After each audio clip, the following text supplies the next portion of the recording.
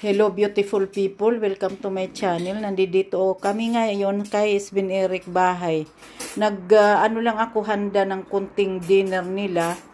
Ayan, patatas at saka yung cream na yan.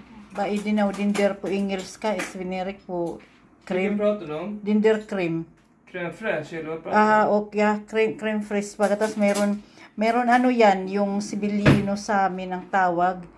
Itlog na may mayonnaise kasi wala siyang caviar. Patas yan ay ano yan, yung tamban to na parang kinilaw sa atin. Iba-iba yung ano niya, yung flavor niya. Ito with mustard. At ito naman yung ano, yung mayroon yung black pepper at saka yung ano, yung sibuyas at saka kung ano-ano pang nilagay nila. Yan ang kinakain nila. Patas ito yung dessert nila mamaya na ice cream, Snickers. Okay guys, thank you for watching. Linggo ngayon, Sabado at saka Linggo free ako.